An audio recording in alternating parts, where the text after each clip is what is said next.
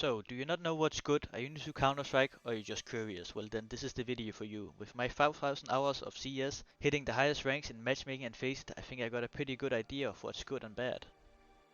You can only select 5 pistols. Not all of them are useful, but some of them are extremely overpowered, so that's why I'm gonna rank them from F to S tier. Starting with F tier, this is pretty simple. The Revolver has always been the worst pistol since 2015. There's literally no reason to use it because the Deagle just does everything better than the Revolver. I don't even understand how this gun hasn't been buffed, but then again, it's Valve. Don't ever buy this gun. Going down to D tier, here lies the CZ, or as the Americans would say it, the CC. It's actually pretty good.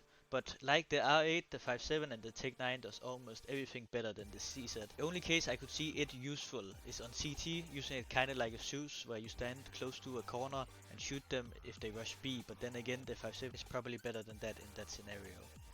Now we are at the C tier where the P250 is. Unlike the others so far, this gun actually has a real use case. If you get dropped this on a T pistol, this is an A tier weapon and it's also pretty decent as your secondary pistol for AVP. But for ecos or semi-ecos, you are better just buying a Tec9 5.7 or even stick to the USP.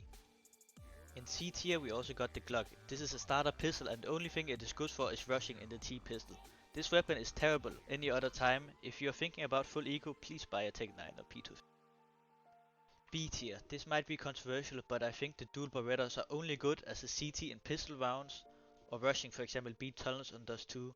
But don't get me wrong, this weapon is extremely powerful against pistol rushes. You can hold down one bomb site with just one pair of Dualies.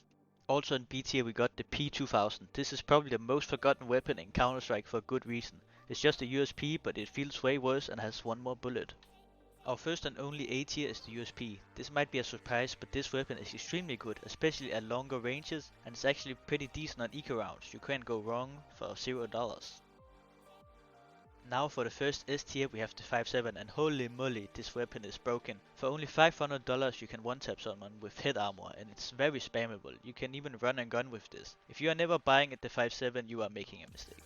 For our second place I ranked the Deagle. This and has always been one of the top 2 pistols for a very good reason. One-tapping someone from long range is so overpowered. For only $700 you can land 3 body shots most of the time before the enemy kills you. The only downside to this weapon, it's very skill heavy. If you're not good at the game, maybe the Deagle isn't for you yet.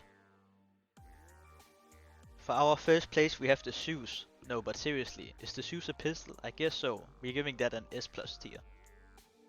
For our real first place we have the Tec9. I mean, what can I say that hasn't been said about this weapon? It feels like you hit better while running. It does 100 damage in the head against armored opponent. The firing rate is insane for a pistol. This gun with a combination of Pika's advantages is probably why CS2 has become so T-sided compared to CSGO. The Tec9 while rushing for example is probably better than even the Mac-10 or the AK. For only $500, damn, talk about a good price to performance. Thank you for watching, please click on this video, goodbye.